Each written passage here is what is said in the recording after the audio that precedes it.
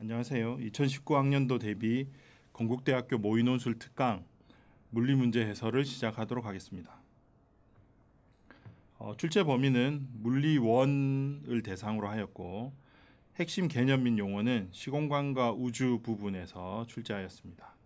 제시문은 보시는 바와 같이 두 교과서 모두에 공통되는 부분을 주로 발췌하였습니다. 출제 의도는 원운동에서 구심력을 이해하고 중력과 동일할 경우 원운동의 속도를 구할 수 있다. 특수상대성 이론에 움직이는 물체의 시간 팽창 현상을 이해하고 있다. 일반 상대성 이론에서 등가 원리를 이해하고 있다. 마지막으로 위의 사항들을 바탕으로 일반 상대성 이론의 중력에 의한 시간 팽창 현상을 추론할 수 있다. 이렇게 되어 있습니다. 먼저 제시문 가는 반지름 R인 원 궤도에서 속도 V로 운동하는 질량 M인 물체에 작용하는 구심력은 다음과 같이 나타낼 수 있다. 구심력은 M 곱하기 R분의 V제곱으로 되어 있습니다. 제시문 나는 우리가 관성법칙에 대한 예를 많이 드는 것은 정지에 있는 버스가 급히 출발하는 경우이다. 그때 우리의 몸이 뒤로 쏠리게 된다. 정지하고 있던 우리의 몸이 현재의 상태를 유지하려고 하는 관성법칙 때문이다. 그런데 우리의 몸만 가지고 생각할 때는 아무런 외력이 작용하지 않는데도 몸이 움직이게 되는데 실제의 힘이 아닌 가상의 힘이 존재하여 몸을 뒤로 움직이게 하는 것으로도 생각할 수 있다. 이처럼 가속좌표계에서 볼 때 실제로 작용하진 않지만 작용하는 것처럼 보이는 힘을 관성력이라고 한다. 관성력의 방향은 가속도와 반대 방향이다. 이 내용은 우리가 급히 출발하는 버스에서 이 경우에는 이제 가속좌표계죠. 관성좌표계는 아니고 가속좌표계에서는 실제 작용하지 않지만 우리가 작용하는 힘을 느끼게 됩니다. 이제 그거를 관성력이라고 한다는 내용에 대한 설명입니다. 제시문 다는 수직 강력은 어떤 물체가 접촉하는 표면에 작용하는 힘을 말하며 접촉면이 그 면의 수직인 방향으로 물체를 밀어내는 힘이다. 예를 들어 평평한 탁자 위에 있는 물체의 경우 수직 강력은 중력과 크기가 같고 방향이 반대인 힘에 해당한다. 따라서 수직 강력이 중력을 상쇄하여 물체가 탁자의 바닥에서 지구를 향해 내려가지 않도록 한다고 볼 수 있다. 제시문 라는 특수상대성 이론에서의 결과 일부입니다. 시간 팽창, 아주 빠르게 움직이는 사람의 시간을 정지한 사람이 측정할 때는 그 시간이 늘어나 보인다. 길이 수축, 아주 빠르게 달리는 관측자를 정지한 관측자가 관찰할 때 그 길이가 줄어 보인다. 마지막으로 마는 일반 상대성 이론의 결론입니다. 등가 원리라고 하는데 아인슈타인은 관성력이 근본적으로 중력과 구별할 수 없다는 새로운 해석을 내놓았으며 이것을 등가 원리라고 한다. 이제 문제 상황을 한번 살펴보겠습니다. 문제 1. 오른쪽 그림과 같이 반지름이 1km인 원기둥 모양의 우주선이 원기둥의 축을 중심으로 회전하고 있다. 지구 표면에는 A가 서 있고 우주선 내부에는 원기둥 벽면에 B가 서 있고 디스크의 중심에는 C가 서 있으며 A가 본 우주선 회전축의 상대 위치는 변하지 않는다. 즉 A가 보면 우주선이 머리 위에 계속 떠 있는 상태인 거죠. A가 볼 때 원운동을 하고 있는 B의 구심력은 우주선 바닥이 B를 미는 수직 강력이다. 이 말은 B가 원운동을 하려면 구심력이 있어야 되는데 B는 왜 원운동을 하느냐 하면 그 우주선의 바닥이 B를 미는 힘, B를 우주선의 중심축을 향해서 미는 힘, 이 힘이 수직 강력이었죠. 우리가 이전에 제시문에서 제시되어 있던 그 수직 강력이 이 원운동을 하는 구심력이다. B가 느끼는 수직 강력이 지구 표면에 있는 A가 느끼는 수직 강력과 같다고 할 때 A가 보는 B의 속력을 구하여라. 이때 중력 가속도는 10m/s 제곱으로 한다. 이렇게 되어 있습니다. 이 문제는 제시문에 주어진 원운동의 구심력식과 문제에서 주어진 중력 가속도 값을 이용하여 원운동하는 속력을 구할 수 있는지 물어보는 문제입니다. 예시 답안은 다음과 같습니다. B가 느끼는 수직 강력은 문제에서 제시된 바와 같이 원 운동의 구심력이므로 F 구심력은 mr분의 v 제곱, 이게 원 운동할 때 구심력이죠. 그리고 이 힘이 중력하고 같으니까 mg하고 같죠. 이렇게 식을 세우고 나면 v는 루트 rg가 되고 루트 1km를 이제 계산의 편의를 위해서 다 미터로 바꾸면 1000m 곱하기 10m/s 제곱이 되죠.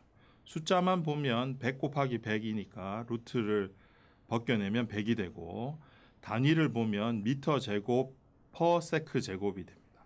역시 루트를 벗겨내면 미터 퍼 세크가 되죠. 그래서 B가 도는 속력은 100m 퍼 세크 제곱이 됩니다. 문제 2.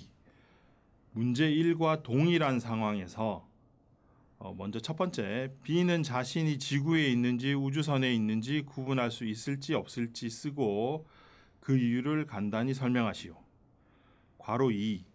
A가 볼 때 B와 C의 시계 중 누구의 시계가 더 느린지 쓰고 그 이유를 간단히 설명하시오. 3.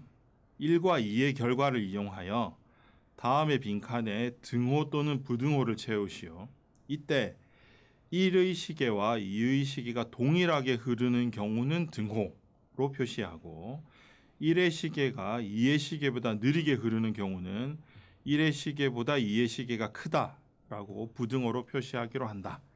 아래에 네모칸 두 개가 있죠. 이 두 개에 각각 부등호 또는 등호를 표시하시면 됩니다.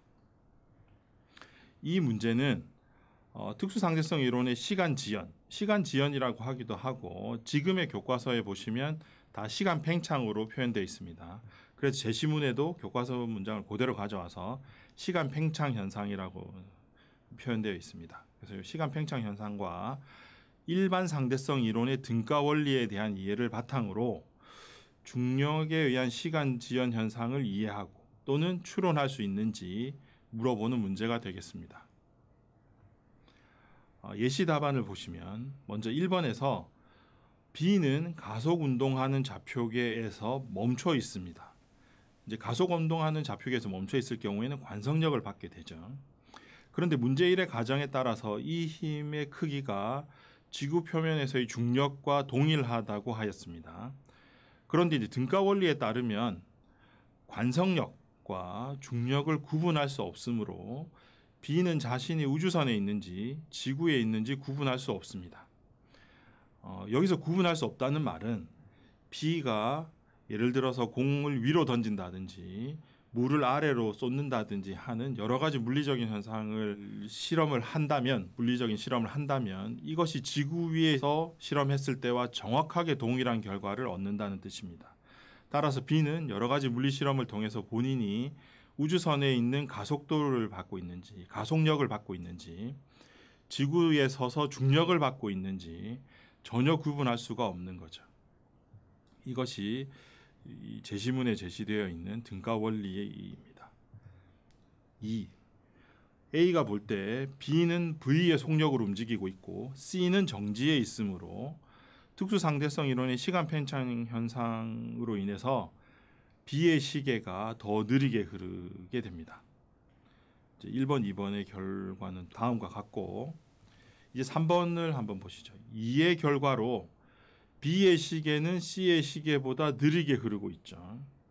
근데 C의 관점에서 보면 B와 C의 상대적인 위치는 변하지 않습니다. 즉 정지해 있는 것처럼 보이는데 그런데도 B의 시계는 C의 시계보다 더 느리게 가야 되죠. 이를 설명하기 위해서 도입된 개념이 중력에 의한 시간 팽창입니다. 그러니까 B는 관성력을 받고 있기 때문에 B의 시계가 느리게 가는 거죠. 동일한 이유로 C가 볼 때 A는 정지해 있습니다. C의 관점에서 보면 B도 멈춰 있고 A도 멈춰 있죠. 물론 C가 돌고 있으니까 회전은 하겠지만 상대적인 위치는 변하지 않습니다. 그런데 우리가 이의 결과로 B의 시계가 느리게 간다는 걸 알아낸 거죠. 그런데 등가 원리에 의하면 B가 받는 관성력과 A가 받는 중력이 동일합니다. 즉 B의 시계가 느리게 간다면 A의 시계도 동일한 정도로 느리게 가야 되는 거죠. 따라서 A와 시계와 B의 시계는 동일하게 흐릅니다. 따라서 이를 종합하면 세 시계는 A의 시계는 B의 시계와 같고 첫 번째 네모 칸에는 등호가 들어가야 되고 B의 시계는 C의 시계보다 느리게 가므로 C의 시계가 더 크다는 부등호가 두 번째 네모 칸에 들어가야 됩니다. 이렇게 해서 이제 문제를 푸시면 됩니다. 채점 기준에 대해서 말씀드리겠습니다. 먼저 mr분의 v제곱은 mg 이 식을 세웠으면 1점을 받을 수 있습니다. 그리고 v는 100m/s 제곱을 구하였으면 역시 1점을 받을 수 있습니다. 단위를 정확하게 m/s로 표현하였을 때 또 추가로 1점을 받을 수 있습니다. 이 단위를 정확하게 표현하는 건 사실 물리 문제에서 매우 중요한데 예를 들어서 90력의 식이 지금 주어진 것처럼 mr분의 v제곱으로 혹시 안 주어져 있는데 만약에 이게 r제곱분의 v인지 r분의 v제곱인지 뭐 이렇게 혼란스러운 상황이 있다고 생각해 보면 여기 이제 단위를 넣어 보시면 됩니다. 단위를 넣어 보시면 r분의 v제곱은 분자에 미터 제곱 퍼 세크 제곱이 들어가고 분모에 미터가 들어가니까 약분하면 미터 퍼 세크 제곱이 되죠. 요게 이제 가속도의 속도와 정확한 같은 단위가 되니까 이것은 우리가 정확하게 단위를 통해서 r분의 v제곱이라는 걸 유추할 수 있는 거죠. 이처럼 사실은 이제 단위를 잘 다루시면 뭔가 약간 혼란스러운 식을 발견하셨어도 그 식이 옳은 식인지 그른 식인지를 이제 정확하게 알 수가 있습니다. 그래서 혹시라도 그런 상황에서 잘 적용해 보시길 바라고 네 번째로 특수상대성 이론의 시간 지연, 시간 팽창 현상을 이해하고 있다. 그럴 경우에 이제 1점을 얻을 수 있고 일반 상대성 이론의 등가 원리를 이해하고 있다. 이럴 경우에 또 1점을 얻을 수 있습니다. 그리고 이제 첫 번째 네모 칸에 있는 등호를 잘 쓰셨으면 1점을 얻을 수가 있고 그리고 이제 두 번째 네모 칸에 부등호를 잘 쓰셨으면 또 1점을 얻을 수 있습니다.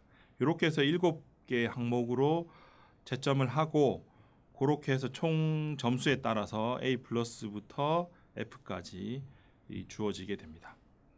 이렇게 해서 이제 물리 문제에 대한 해설은 다 마쳤고 여담이긴 합니다만 예전에 이제 인터스텔라라는 영화에서 인류가 살 수 있는 여러 행성들 중에 첫 번째 행성을 찾아갔을 때 그때 이제 중력이 매우 큰 행성에 뭔가 실수를 통해서 약간의 시간을 지체했지만 나중에 우주로 다시 나오고 보니까 지구에서는 수십 년이 흐른 상황이 벌어져 있습니다.